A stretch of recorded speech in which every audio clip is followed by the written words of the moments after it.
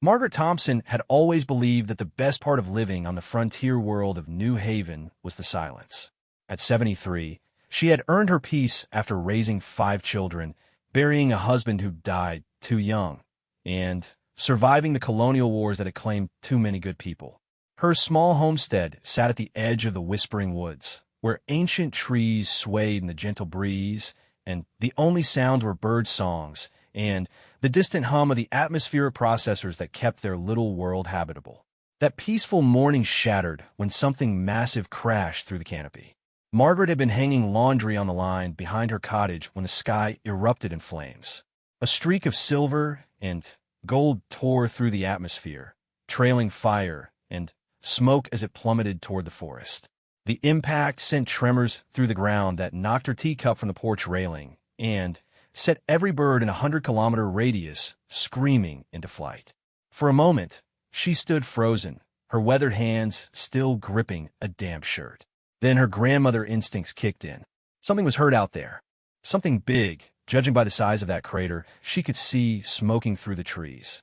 Margaret grabbed her medical kit from the kitchen, the same worn leather bag she had carried as a volunteer medic during the colonial wars. Her joints protested as she made her way through the underbrush, following the trail of devastation. Broken trees lay scattered like matchsticks, their ancient bark scored with deep gouges that still glowed with residual heat. The crater was enormous, easily 30 meters across, and half as deep. At its center lay the most magnificent and terrible thing Margaret had ever seen. It was a dragon, but not the stuff of human fairy tales. This creature was something from the stars themselves, its scales shimmering between silver and deep blue like captured starlight. Each scale was the size of her palm, arranged in intricate patterns that seemed to shift and flow even as she watched. Its head was elegant and elongated, with swept-back ridges that framed eyes the color of distant nebulae.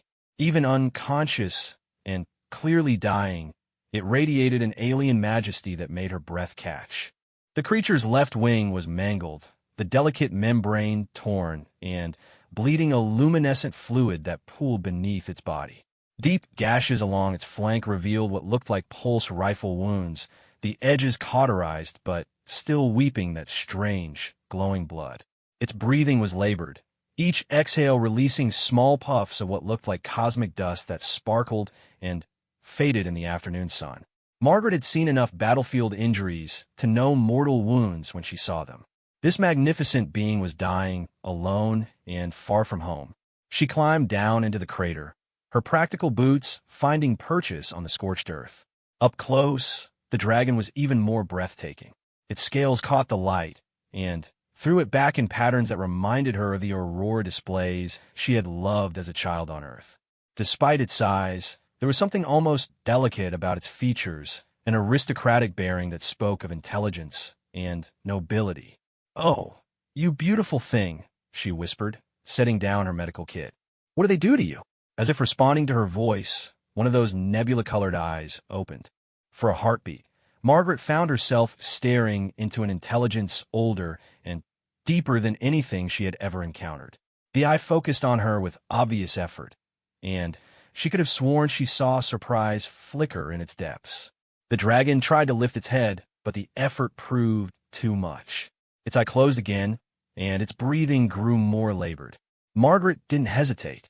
She had nursed wounded soldiers through the worst the galaxy could throw at them, and she would be damned if she let this majestic creature die on her watch.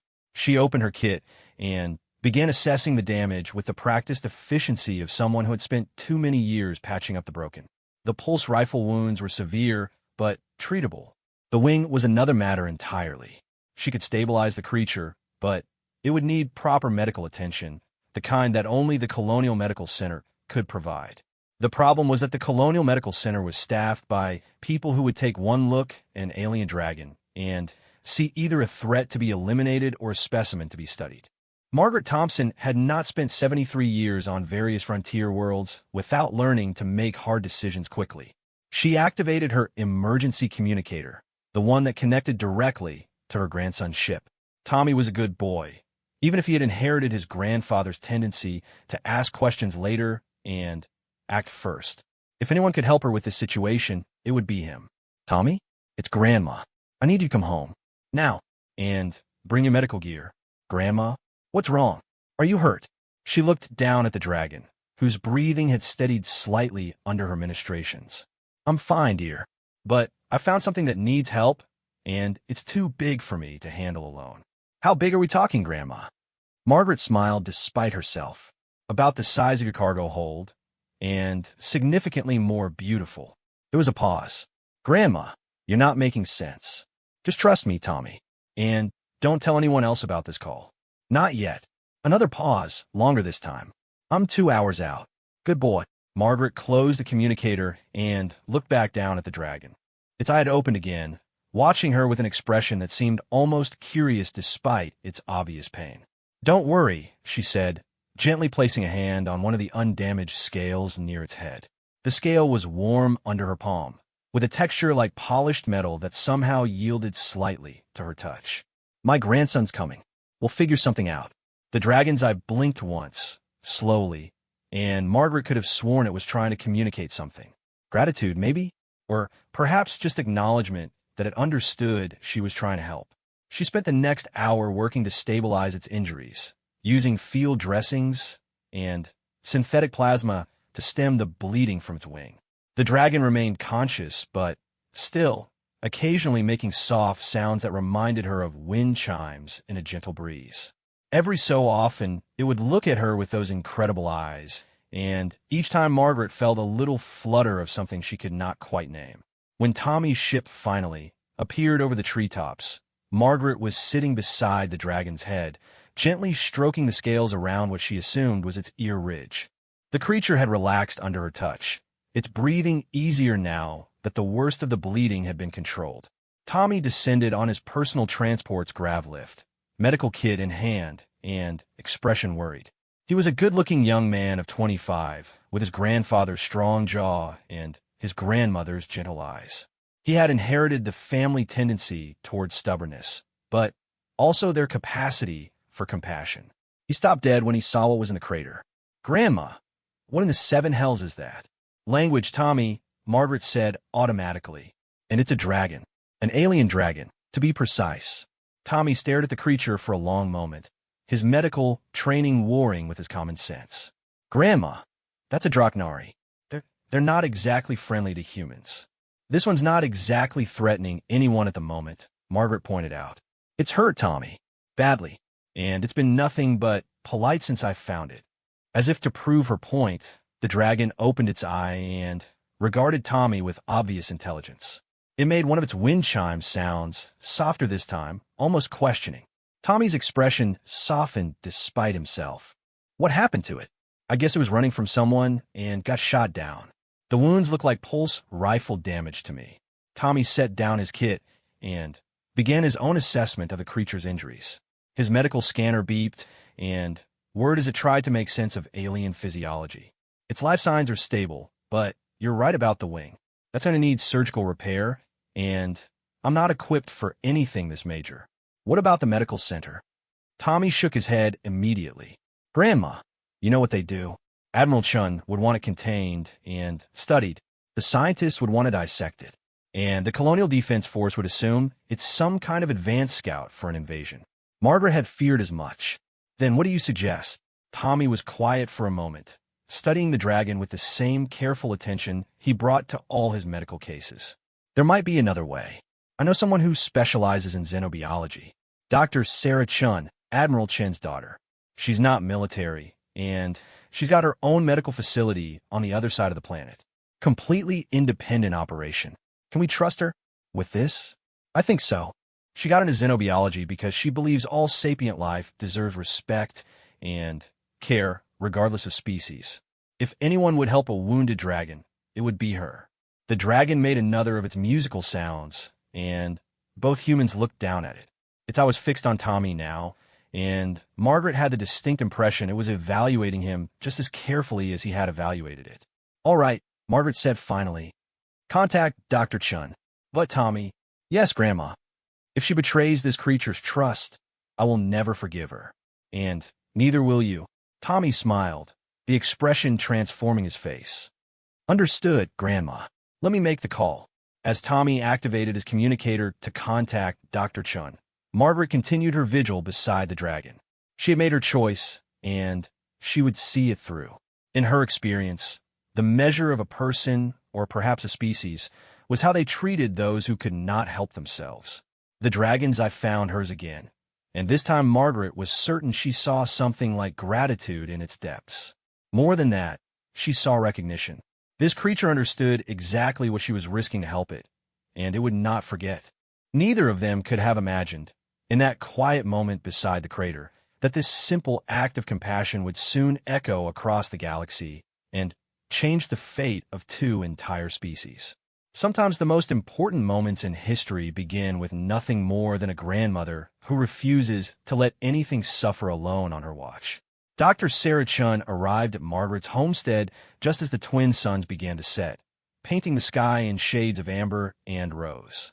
She came alone, as Tommy had requested, piloting a medical transport equipped with everything necessary for emergency xenobiological surgery. Margaret watched from the crater's edge as the young doctor descended on the grav lift, her expression a mixture of professional curiosity and barely contained excitement. Sarah was a small woman in her early 30s, with the kind of intense focus that came from years of studying life forms most humans never dreamed existed. She had her father's strong features, but her mother's gentle manner, and when she caught sight of the dragon, her entire face lit up with wonder. "By all the stars," she breathed, setting down her equipment. "It's beautiful." The dragon, who had been resting quietly under Margaret's continued ministrations, opened both eyes at the sound of a new voice. For a moment, the ancient creature and the young scientist regarded each other in mutual assessment. Sarah approached slowly, her hands visible and empty, speaking in the calm tone she used with all her patience. "Hello there, magnificent one. I am Dr. Chen. I'm here to help you feel better." The dragon tilted its great head slightly, studying her with obvious intelligence. Then, to everyone's amazement, it made a sound that was clearly different from its earlier wind chime communications.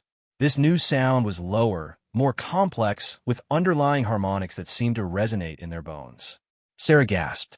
"Did it just try to speak to you?" Margaret finished. "I think it might have been trying to do that all along. We just haven't been listening properly." Tommy joined them at the crater's edge, having finished securing the perimeter and ensuring they would not be disturbed. "What's the medical assessment, Dr. Chun?"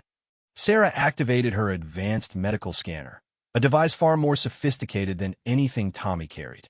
The readings that appeared on her portable display made her frown with concentration. "The physiology is more complex than anything in our databases.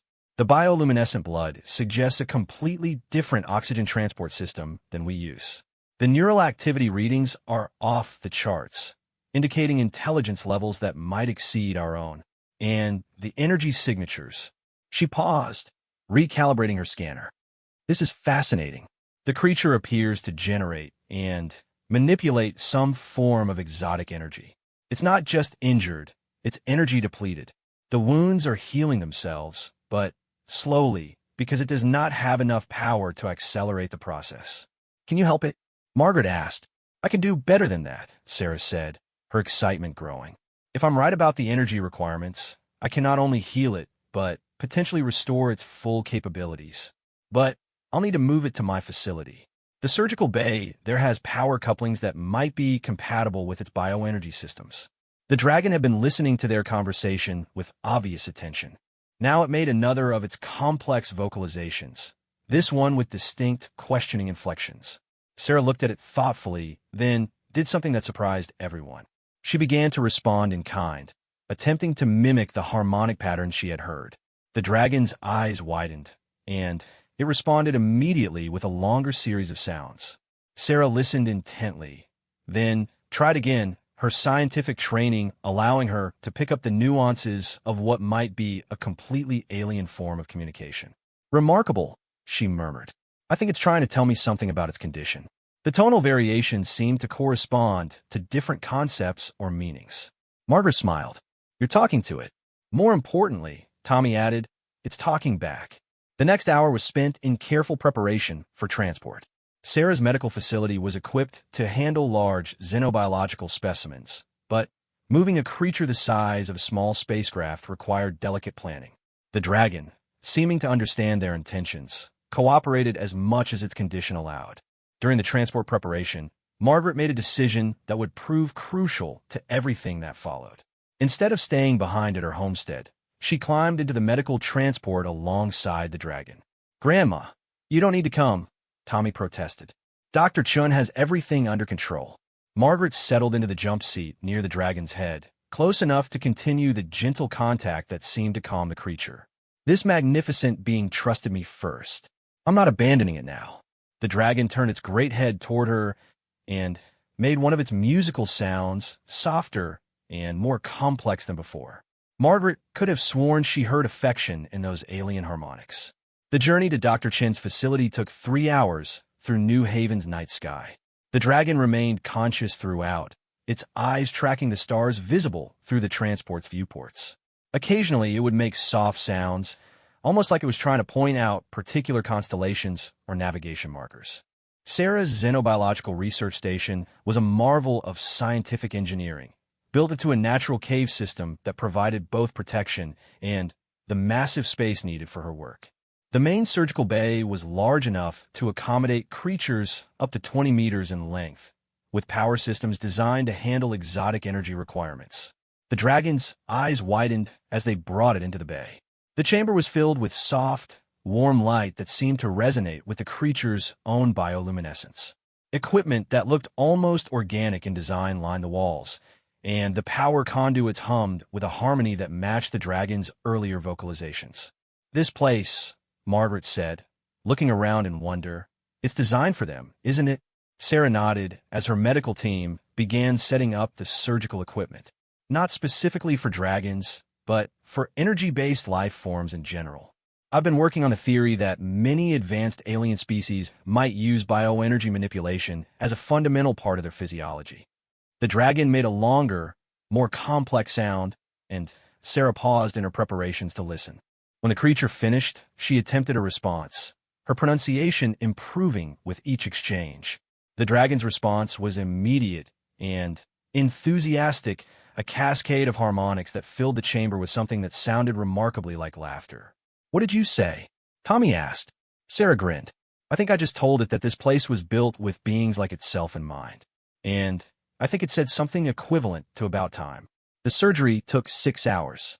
Margaret remained at the dragon's head throughout, providing comfort and monitoring vital signs that Sarah's equipment could not fully interpret. The creature's trust in the elderly woman had become absolute, and it seemed to draw strength from her presence. As Sarah worked to repair the damaged wing, something extraordinary began to happen.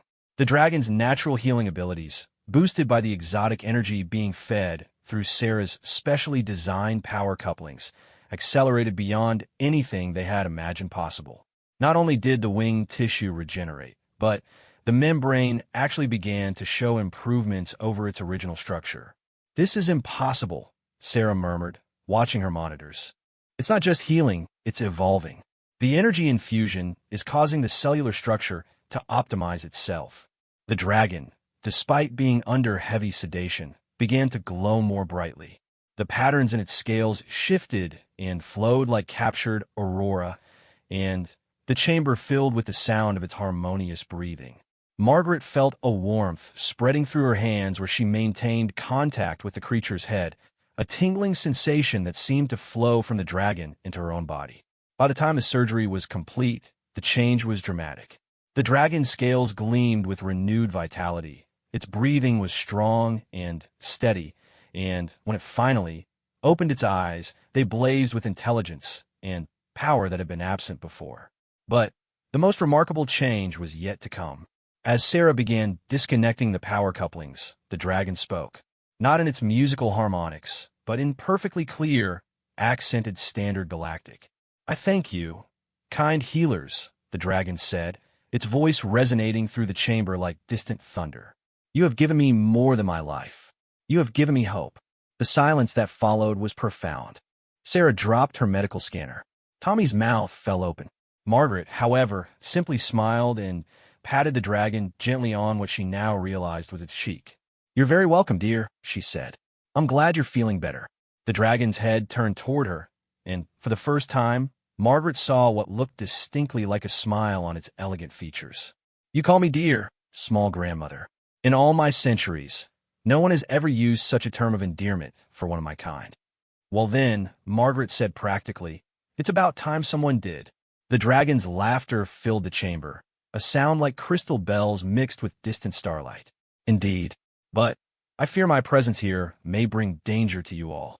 Those who hunt me will not stop simply because I have found sanctuary." Sarah stepped forward, her scientific curiosity overriding her amazement. "Who hunts you? And why?" The dragon's expression grew grave. "Pirates and slavers who believe that beings like myself can be captured and forced to serve their will.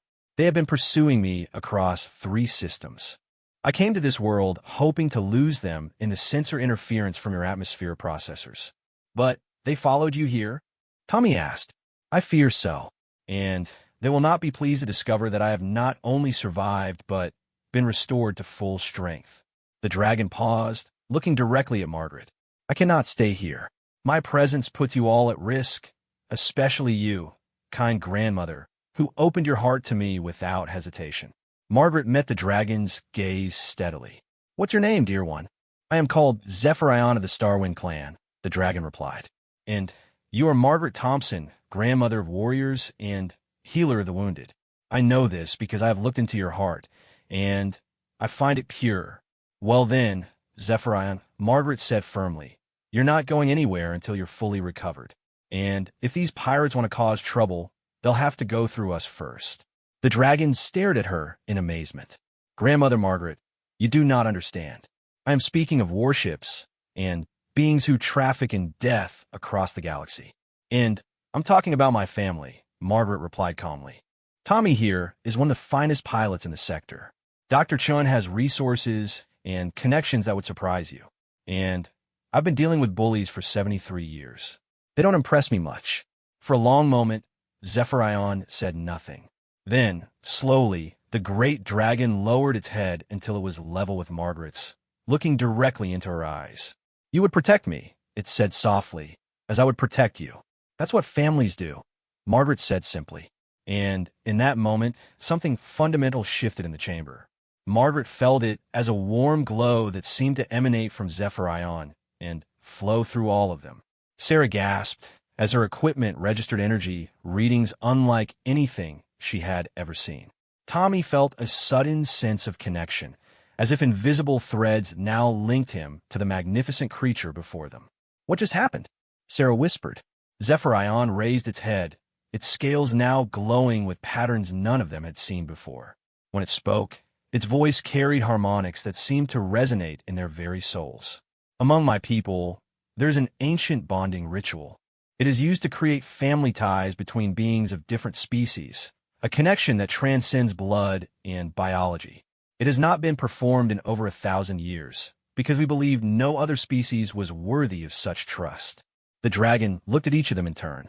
"You have all just become members of my clan, and I have become a member of yours. What threatens one of us now threatens us all. What strengthens one strengthens all." Margaret felt tears on her cheeks, though she could not remember starting to cry. "That's the most beautiful thing I've ever heard. It is also binding, grandmother. There is no undoing what has just occurred between us." Margaret wiped her eyes and smiled at the magnificent creature that had just claimed her as family. "Good. I've always wanted a grandchild who could fly." Zephyrion's laughter filled the chamber once again, and this time they could all feel it resonating in their hearts as well as their ears. Outside the medical facility, the stars seemed to shine a little brighter, as if the galaxy itself had taken notice of this unprecedented bond between human and dragon. Neither species could have known it yet, but the universe was about to discover what happened when a grandmother's love crossed the barrier between the stars. The pirates arrived 3 days after Zephyrion had fully recovered. Margaret was in her garden, teaching Zephyrion the finer points of tomato cultivation while the dragon hovered nearby on wings that now gleamed like polished starlight.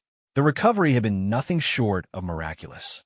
Not only had Zephyrion's injuries healed completely, but The bioenergy treatments had somehow enhanced the dragon's natural abilities.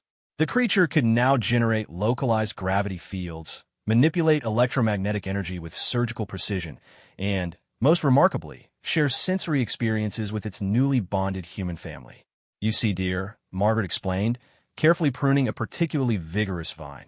"The trick is knowing when to support growth and when to redirect it. Plants, like people, need guidance but not control." Zephyrion listened with the intense attention that had surprised all of them. For a being that could manipulate the fundamental forces of nature, the dragon showed remarkable fascination with the simple art of growing food. "Your species has such an intimate relationship with these growing things. My people have long forgotten such connections to the world we inhabit."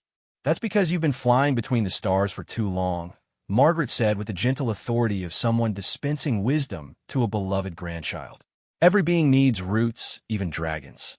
The morning peace shattered when Tommy's voice crackled through their communications network. "Grandma, we got incoming ships. 6 vessels, heavy-armed, definitely not colonial defense." Zephyrion was right about being followed. Through their bond, Margaret felt Zephyrion's immediate surge of protective fury, quickly followed by guilt. "I have brought danger to your home, grandmother. I should leave immediately." "Nonsense," Margaret said firmly, wiping dirt from her hands. "This is your home now, too, and we don't run from bullies in this family." Sarah's voice joined the communication network. "I've got readings on the ships. They're using illegal weapons modifications and what looks like enslaved crew members. Definitely pirates." Margaret felt the dragon's tension through their bond and reached up to place a calming hand on one of its legs. "What exactly do these pirates want with you, dear?" Zephyrion's mental voice reached her through their connection, tinged with ancient pain. "My people can manipulate cosmic forces, grandmother. We can navigate space without instruments, generate energy from stellar radiation, and survive in conditions that would kill most species. Pirates see us as the ultimate prize, living ships that think and fight and never need fuel." The implications sent a chill through Margaret that had nothing to do with the morning air. "They want to enslave you. They have tried for decades. My clan fought them until I am the last free member of my family." The dragon's grief flowed through their bond, deep and old and terrible. "I will not let them take you as well." Margaret felt something harden in her chest, the same feeling she had experienced during the colonial wars when faced with those who had hurt innocents. Well then, they're about to learn something about human families they won't soon forget. The lead pirate ship entered New Haven's atmosphere with the arrogance typical of those who believed superior firepower guaranteed victory. The vessel was an ugly hybrid of salvaged military technology and illegal modifications, bristling with weapons that violated dozens of galactic treaties. 5 smaller craft flanked it, each one crammed with beings who had chosen to profit from the suffering of others. Captain Vex Karoth, the Zalonian who commanded the pirate fleet, opened a communication channel to the entire planet as his ships descended toward the source of the energy signature they had been tracking. "Inhabitants of this pathetic colony world," his translated voice snarled across every receiver on New Haven. "We know you harbor the dragon Zephyrion. Surrender the creature immediately, and your deaths will be quick. Resist, and we will demonstrate why our kind are feared across 17 systems." Margaret, listening from her garden while Zephyrion coiled protectively around her cottage, snorted in disgust. 17 systems? How unimpressive. "Tommy, dear, would you patch me through to these rude gentlemen?" "Grandma," Tommy's worried voice replied, "I don't think that a good idea. Patch me through, Thomas." Something in his grandmother's tone told Tommy that arguing would be futile.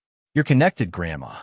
Margaret straightened her shoulders and spoke into her communicator with the voice she had once used to address unruly children and misbehaving soldiers. "This is Margaret Thompson of New Haven. You are trespassing on my property and threatening my family. I suggest you turn around and leave immediately." The silence that followed was broken by harsh laughter from the pirate ship. "An old human female thinks to threaten us? You amuse me, grandmother. Surrender the dragon, and perhaps I will make you a pet instead of a corpse." Margaret felt Zephyrion's rage spike through their bond, but she also felt something else. The dragon was not just angry, it was astonished. Through their connection, she realized that in all of Zephyrian's centuries of existence, no one had ever stood up to his tormentors on his behalf. "I'm afraid that's not going to happen," Margaret said calmly. "Zephyrion is part of my family now, and I don't negotiate with bullies." "Your family?" Captain Karatha's voice carried disbelief. "Impossible. Dragons do not bond with lesser species." "This one does," Margaret replied. "And you're about to find out what that means." What happened next would be discussed in pirate bars and military academies for decades to come. As Captain Karath prepared to demonstrate the futility of human defiance through superior firepower, Margaret did something that no one in the galaxy expected. She introduced the pirates to her family. Tommy's ship rose from its concealed position in the Whispering Woods, but it was no longer the modest transport vessel the pirates' sensors had detected. In the 3 days since Zephyrian's recovery, the dragon had been sharing more than just conversation with his new family. The ship now gleamed with the same starlight patterns that adorned Zephyrian scales and energy readings that made the pirates' sensors scream impossible warnings. "Meet my grandson," Margaret said pleasantly. "Tommy's always been good with mechanics, but Zephyrion has been teaching him some new tricks." The transformed ship moved with fluid grace that belonged to no human technology. When the pirates opened fire, Tommy's vessel danced between their weapons like liquid light, returning fire with beams of coherent energy that sliced through pirate shields as if they were paper. Dr. Chen's research station revealed itself next, rising from the cave system on anti-grav fields that should not have existed. Sarah's voice joined the communication network with scientific enthusiasm that was somehow more terrifying than any military threat. "Dr. Sarah Chan here," she announced cheerfully. "I've been studying Draknari physiology for the past few days, and I've made some fascinating discoveries. For instance, did you know that Draknari bioenergy can be channeled through properly configured human technology? The applications are remarkable. The research station opened fire with weapons that bent the fundamental forces of physics. Gravity waves crushed one pirate ship like an aluminum can. Electromagnetic pulses turned another vessel's own weapons against its sister ships. Energy beams that existed in spectrums the pirates could not even detect began systematically disabling their fleet. But the real surprise came when Zephyrion itself finally revealed the extent of its recovery. The dragon launched from Margaret's garden not as the wounded creature the pirates expected, but as something transformed. Its scales blazed with power that turned night to day across the hemisphere. Energy crackled between its claws like captured lightning. When it spoke, its voice carried across the void of space itself without need for technology. "I am Zephyrion of the Starwind clan." The dragon's voice rang across the system. "Last child of the Dragon Kings and first of a new family that spans species and worlds. You who would make slaves of the free, behold what you have awakened." The dragon's attack was poetry written in destruction. It moved through space like thought made manifest. Every motion calculated to demonstrate the futility of aggression against those under its protection. Pirate weapons could not track something that existed partially outside normal space-time. Their shields could not stop attacks that came from angles that did not exist in conventional physics. Within minutes, 5 of the 6 pirate ships were disabled, their crews trapped in vessels that would no longer respond to their commands. Only Captain Karatha's flagship remained operational, and that only because Zephyrion allowed it. "You have a choice." The dragon's voice filled the pirate captain's bridge with harmonics that resonated in his very bones. "You can leave this system immediately and never return, carrying word to all who would follow that this world is under the protection of the Thompson Starwind clan. Or you can remain and discover what happens when a family that includes both humans and dragons decides you are a threat to their peace." Captain Karath, faced with technology and power beyond his comprehension, made the only rational choice available to him. "We leave. But this is not over, dragon. There are others who will come for you, and they will be prepared for your tricks." "Let them come," Zephyrion replied, and now its voice carried harmonics of absolute confidence. "I'm no longer alone." As the pirate flagship limped away from New Haven, Margaret stood in her garden watching the stars return to their proper brightness. Through their bond, She felt Zephyrian's amazement at what they had just accomplished together. "You see, dear," she said aloud, knowing the dragon would hear her regardless of distance. "That's what families do. We protect each other." The dragon's mental voice reached her, warm with affection and wonder. "In all my centuries, grandmother, I never imagined such a thing was possible. My people have always fought alone." "Well, you're not alone anymore," Margaret said firmly. "And neither are we." Tommy's ship settled back into the garden, its transformed systems still humming with dragon-enhanced power. Sarah's research station folded back into its cave system, but not before broadcasting detailed sensor readings of the encounter to every scientific institution in the sector. Within hours, xenobiologists across human space would be requesting permission to visit New Haven and study the impossible bond between species. But that was a problem for tomorrow. Tonight, Margaret sat on her porch in her favorite rocking chair, while Zephyrion coiled around her cottage like a protective wall of starlight. Through their bond, she felt the dragon's contentment, deeper and more complete than anything it had experienced in centuries. "Grandmother," Zephyrion said softly, its great head resting near her chair, "you have given me something I thought lost forever." "What's that, dear?" "A home."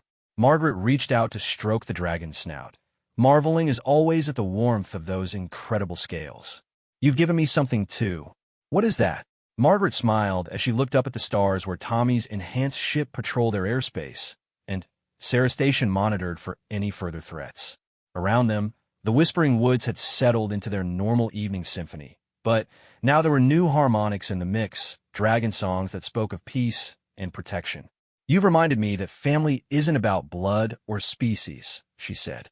"It's about choosing to stand together when the universe gets difficult." As if summoned by her words, Tommy landed his ship and joined them on the porch, followed shortly by Sarah emerging from her transport. They sat together in comfortable silence, human and dragon, watching the stars wheel overhead while the bond between them strengthened with each passing moment. None of them could have known that word of their unprecedented alliance was already spreading across the galaxy, carried by pirates fleeing in terror and scientists sending urgent reports to their governments. The universe was about to discover that when humans found something worth protecting, they became capable of things that defied every expectation. And the galaxy was about to learn that there were forces in the cosmos more powerful than advanced technology or superior firepower. Forces like love, loyalty, and the unbreakable bonds of a family that refused to let its members face the darkness alone. The delegations began arriving 2 weeks after the pirate incident. First came the scientists drawn by Sarah's data broadcasts and the promise of studying an impossible interspecies bond. They landed with careful courtesy and barely contained excitement, their ships bristling with sensors and recording equipment. Margaret received them on her front porch while Zephyrion lounged in the garden like a magnificent cat, occasionally making observations that sent the xenobiologists into fits of scribbling. "Most fascinating," Dr. Kellyan Voss from the Terran Institute remarked, his instruments detecting energy patterns that should not have existed. "The bioresonance between species shows characteristics we've never observed. It's as if your cellular structures have begun to synchronize at the quantum level." "Is that good or bad?" Margaret asked, offering the distinguished scientist a cup of tea. "It's unprecedented," Dr. Voss replied, accepting the cup with hands that trembled slightly from excitement. "What you've achieved here could revolutionize our understanding of consciousness, evolution, and the fundamental nature of life itself." Zephyrion raised its great head from where it had been examining Margaret's prize roses. "You speak as if what we share is merely scientific curiosity. Learn one. Have you never experienced the bond of family yourself?" Dr. Voss nearly dropped his teacup. Despite 2 weeks of preparation, actually conversing with the dragon still overwhelmed most of the visiting scientists.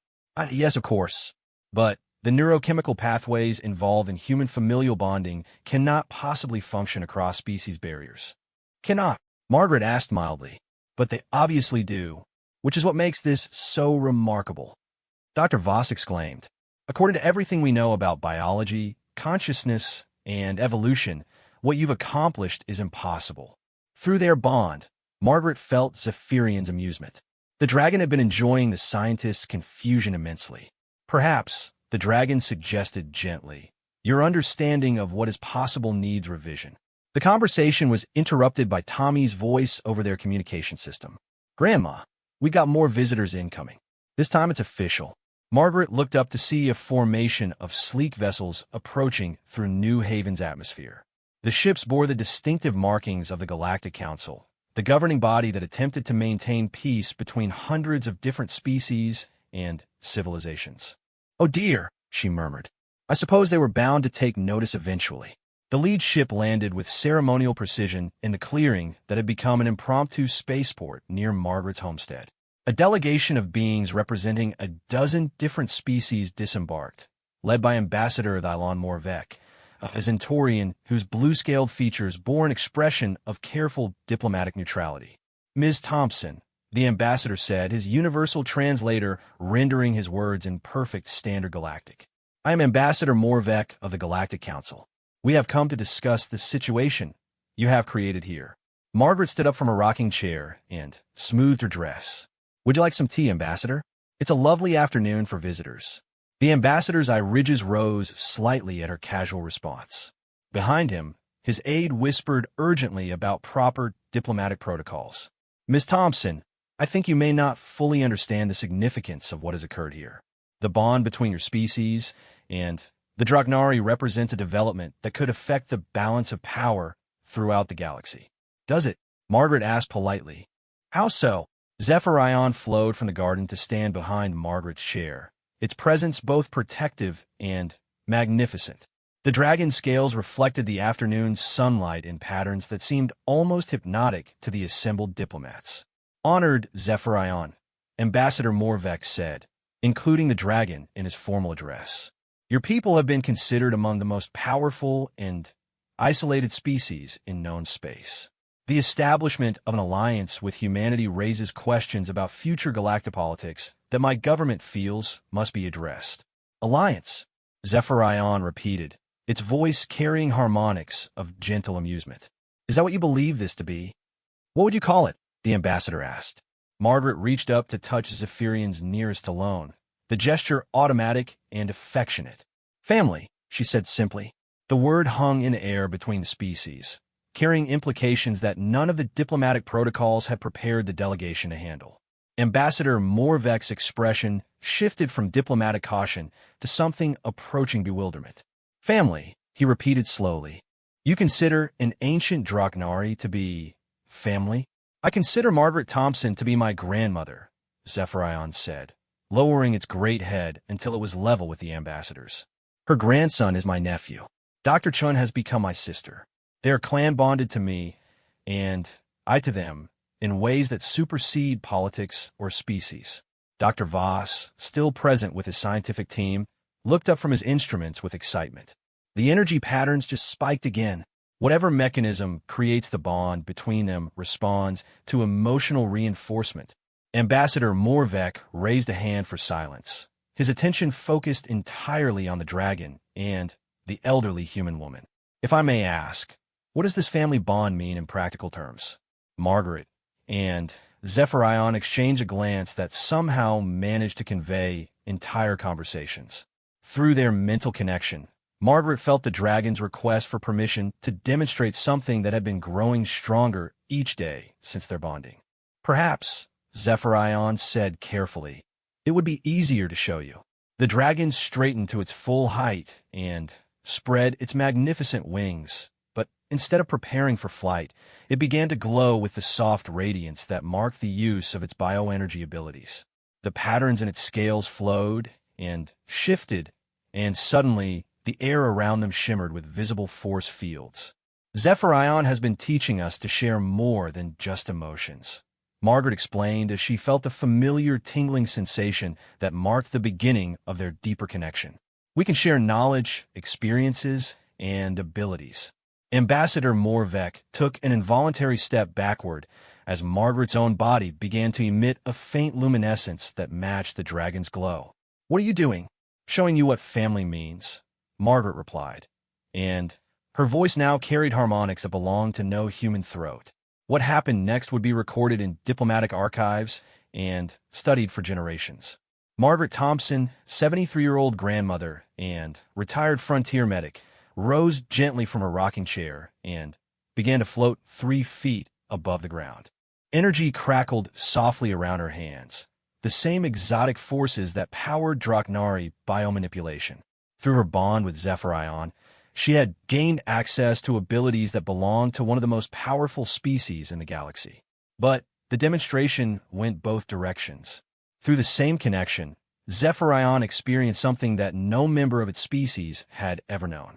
The dragon's ancient eyes suddenly filled with very human tears as it felt, for the first time in its long existence, the simple contentment of belonging somewhere, of being unconditionally loved, not for power or capability, but simply for existing. "This is impossible," one of the ambassador's aides whispered.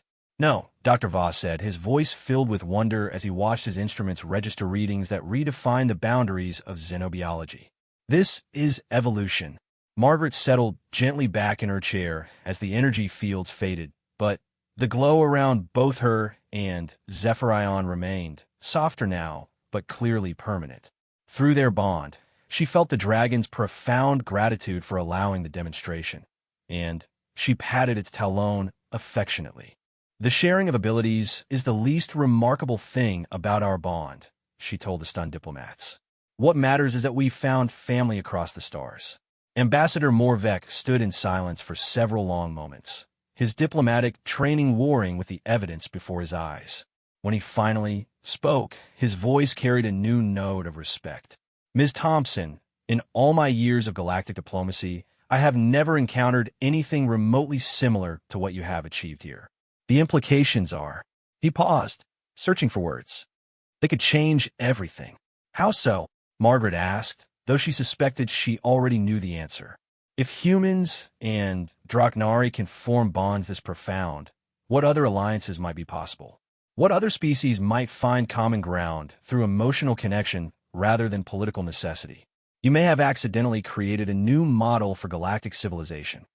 Zephyrion's laughter filled the clearing, a sound like crystal bells mixed with starlight.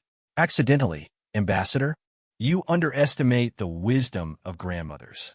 Margaret smiled at the assembled delegation, most of whom were still staring at her in barely concealed amazement. "Would you like to stay for dinner? I'm making pot roast, and Zephyrion has been experimenting with energy-enhanced seasoning. It's quite good." The diplomatic implications of the afternoon's demonstration would ripple across the galaxy for decades. Within days, representatives from dozens of species would request permission to visit New Haven and study the phenomenon of interspecies bonding. Scientists would propose new theories about consciousness and connection that challenged fundamental assumptions about the nature of life itself. But those were concerns for the future. For now, Margaret Thompson sat on her porch as the sun set over her garden, surrounded by family that included both the finest human specimens and the most magnificent dragon in the galaxy. Through their bond, she felt not only their love and loyalty, but something else that was growing stronger each day. Hope. The hope that what they had found together was not unique, that somewhere among the billions of beings scattered across the stars, others might discover what she and Zephyrion had learned. That family was not about biology or politics or power, but about choosing to stand together when the universe grew cold and dark. As if responding to her thoughts, Zephyrion's mental voice reached her, warm with affection and certainty. "What we have found, grandmother, will not remain hidden. Others will follow our example. The galaxy is about to discover what humans have always known." "What's that, dear?" "That love is the most powerful force in the universe." Margaret smiled as she watched the stars appear in New Haven's darkening sky, each point of light representing worlds where beings might someday experience what she and her magnificent dragon grandchild had found together.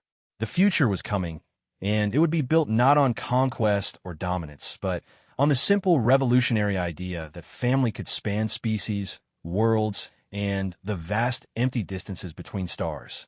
The universe was about to change, and it all began with a grandmother who refused to let anything suffer alone on her watch. 6 months after the first diplomatic delegation left New Haven, Margaret Thompson's front porch had become the unofficial center of galactic diplomacy.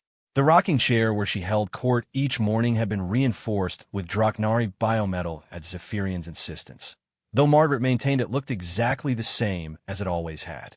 Around the expanded clearing that now served as a proper spaceport, gardens bloomed with plants from dozens of worlds, each one a gift from species that had come seeking to understand the impossible bond between human and dragon.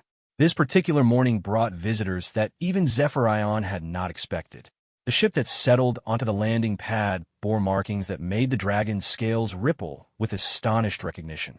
Silver and gold in flowing patterns that matched Zephyrian's own coloring. The vessel was unmistakably Draknari in origin. As its landing ramp descended, three figures emerged that made Zephyrian's breath catch with hope and disbelief. They were dragons, but like none that Margaret had ever imagined. Where Zephyrion was elegant and flowing, these three moved with the contained power of beings accustomed to command. Their scales held depths of color that seemed to shift between dimensions, and their eyes blazed with intelligence that had navigated the space between stars for millennia. The leader, a magnificent being whose scales held the deep blue-black of the void itself touched with silver starlight, approached the porch with careful dignity. When it spoke, its voice carried harmonics that resonated with authority accumulated over ages.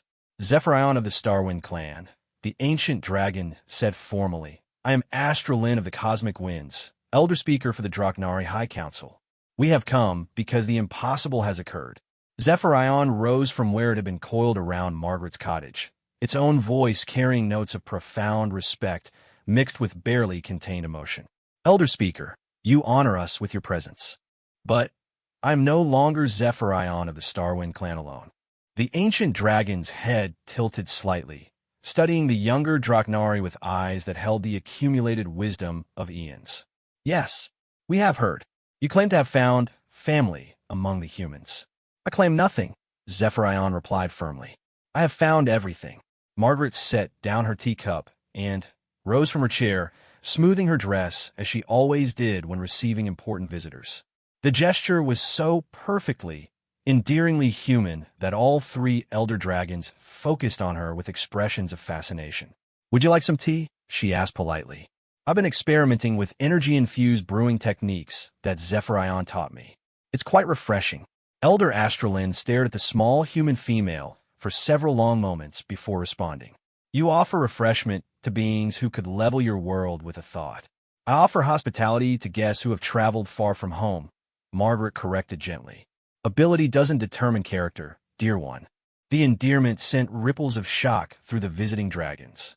In all their centuries, none of them had ever been addressed with such casual affection by any being, let alone a member of what they had always considered a lesser species. "You called me dear one," Elder Astralin said slowly, "as you would address a grandchild." "If you'd like," Margaret replied with the same matter-of-fact kindness she showed everyone. "Though I suspect you're far too dignified to need a grandmother fussing over you." Through their bond, Margaret felt Zephyrian's mixture of terror and hope as the younger dragon watched its family interact with the most powerful beings of its species. The three elders represented authority that had guided Draknari civilization for over 10,000 years. Their opinion of the unprecedented bonding would determine whether Zephyrion remained an outcast or became the bridge to something entirely new. The second elder, whose scales held the deep green gold of ancient nebulae, spoke with voice that carried harmonic curiosity. "I am Stellar Wind of the Eternal Currents. We have monitored the energy patterns emanating from this world since your bonding occurred. The resonance signatures are unlike anything in our databases." Dr. Sarah Chan emerged from her research station, having detected the arrivals on her long-range sensors. She approached the gathering with the excited respect of a scientist meeting legends made flesh. "Elder Stellarwind," she said, offering a formal bow. "I am Dr. Sarah Chen. I've been documenting the bioenergy interactions between bonded species. Your people's mastery of exotic energy manipulation is beyond anything we thought possible. And yet," the third elder said, speaking for the first time, "our mastery has never produced what we observe here." This dragon's scales shifted between colors that had no names in human language, patterns that seemed to exist partially outside normal space-time. I am Void Whisper of the Silent Depths. For 3 millennia, I have studied the deepest mysteries of consciousness and connection. What you have achieved defies every principle we understand about the nature of individual existence. Margaret felt Zephyrian's nervousness spike through their bond and reached over to touch the younger dragons nearest alone. The gesture was unconscious, automatic, the same comfort she had offered countless times over the past months. The effect on the 3 elders was immediate and profound. The connection, Elder Astralin breathed, her ancient eyes widening. We can see it. The energy fields between you pulse in perfect synchronization. It's not just energy, Tommy said, joining the gathering from his ship. It's deeper than that. Show them, Grandma. Margaret looked questioningly at Zephyrion, who nodded encouragement through their bond. Taking a breath, she allowed herself to slip into the deeper connection that had become second nature over the past months. The change was immediate and visible. Margaret's natural bioluminescence, enhanced by her bond with Zephyrion, began to glow with patterns that matched the dragon scales. But, more importantly, through the connection, the elders could suddenly sense the depth of emotion that flowed between human and Draknari. Love. Unconditional, absolute, transcendent love that knew no boundaries of species or origin. Protection that would endure any hardship. Loyalty that death itself could not break. The simple, revolutionary certainty that family was chosen, not inherited, and that what mattered was not what you were, but who you chose to become together. Elder Void Whisper actually staggered backward. This is what our ancestors described in the oldest texts. The great bonding that was lost when we took to the stars. Lost? Margaret asked, maintaining the connection with Zephyrion while simultaneously addressing the elders. Our people were not always nomadic, Elder Stellarwind explained, her voice carrying notes of ancient sadness. Once, we lived in harmony with other species, sharing worlds and consciousness as you do now. But we believed such connections made us weak, vulnerable. We severed those bonds and took to space, becoming isolated in our power. Lonely, Zephyrion said softly. We became lonely.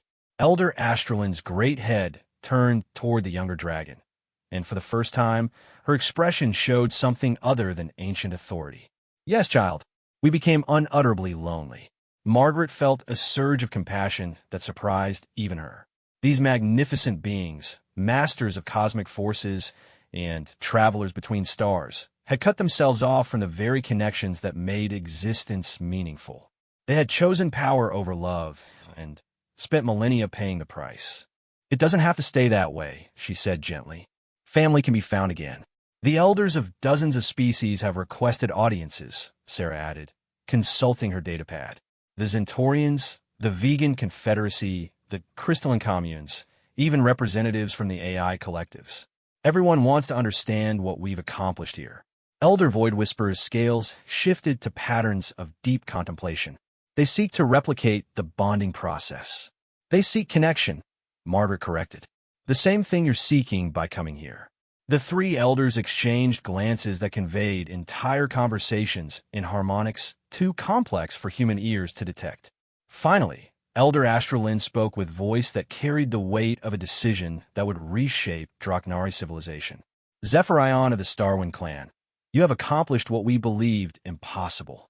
You have found family among the stars. More than that, you have proven that our ancient isolation was not strength but fear. The younger dragon's emotion flowed through the bond to Margaret, hope and terror and overwhelming love for beings who had become more important than life itself. Elder Speaker, I regret only that it took so long to discover what was always possible. The fault was not yours, child. It was ours for teaching our young that connection was weakness.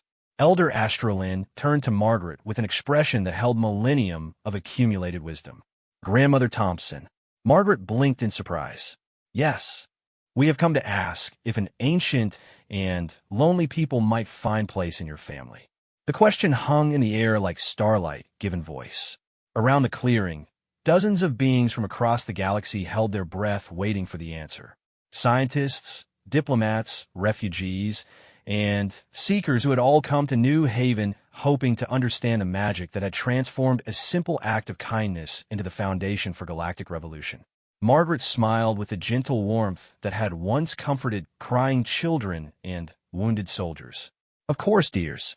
There's always room at our table. What followed would be remembered as the moment the galaxy changed forever. Elder Astrolin, ancient beyond human comprehension and powerful enough to reshape worlds, slowly lowered her great head until it was level with Margaret's. When she spoke, her voice carried harmonics of wonder that had not been heard from Draknari throats in 10,000 years. Then, we formally request inclusion in the Thompson-Starwind clan.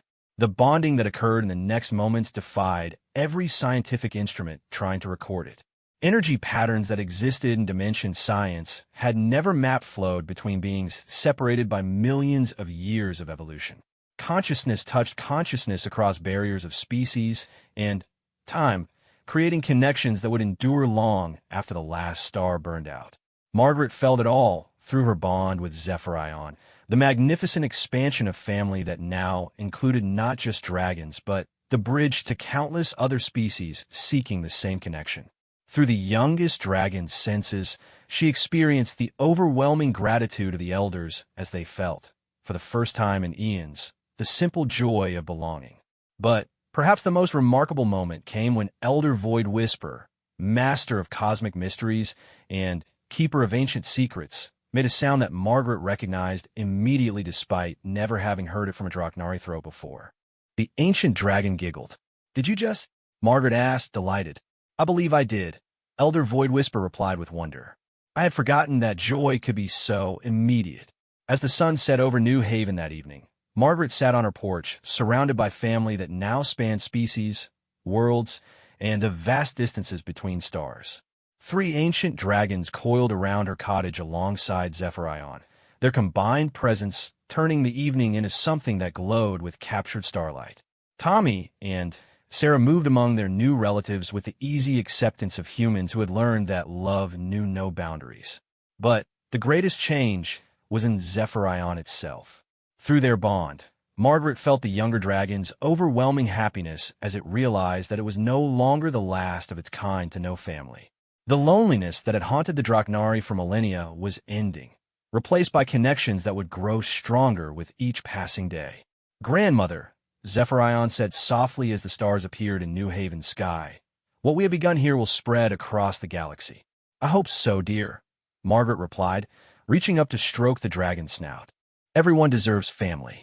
The other species will follow our example. Bonds will form between beings who never imagined connection was possible. The galaxy will discover what humans have always known." Margaret smiled as she looked up at the stars where representatives from dozens of worlds were already traveling toward New Haven, drawn by reports of the impossible bonding between species. Each ship carried beings who had heard of the grandmother who refused to let anything suffer alone, and the dragon who had learned that love was stronger than isolation. "What's that, Zephyrion?" The dragon's mental voice reached her through their bond, warm with certainty and infinite affection. "That the universe is far too vast and beautiful for any being to experience alone." As if summoned by those words, the communication arrays around Margaret's homestead came alive with messages from across the galaxy. Species that had never spoken to one another were requesting diplomatic contact. Scientific expeditions were being organized to study the bonding phenomenon. Most remarkably, reports were already coming in of spontaneous connections forming between beings of different species who had heard the story of the grandmother and her dragon. The revolution had begun, spreading from world to world, carried by the simple idea that family was not about blood or biology, but about choosing to love without conditions or boundaries. Within a generation, the galaxy would be transformed from a collection of isolated species into something unprecedented, a true galactic community built on bonds of affection that transcended every difference. And it all began with Margaret Thompson, who looked at a wounded dragon and saw not an alien or a threat, but someone who needed help. Sometimes the largest changes in the universe start with the smallest acts of kindness. Sometimes the most powerful forces in existence bow before the gentle touch of someone who simply refuses to let another being suffer alone. as Margaret rocked gently in her chair, surrounded by family that now included the wisdom of ages and the promise of futures unimaginable. She felt a contentment deeper than anything she had ever experienced. She had lived to see love triumph over fear, connection overcome isolation, and family span the stars themselves. The galaxy was vast and full of wonders, but none greater than the simple truth she had always known. There was always room at the table for one more.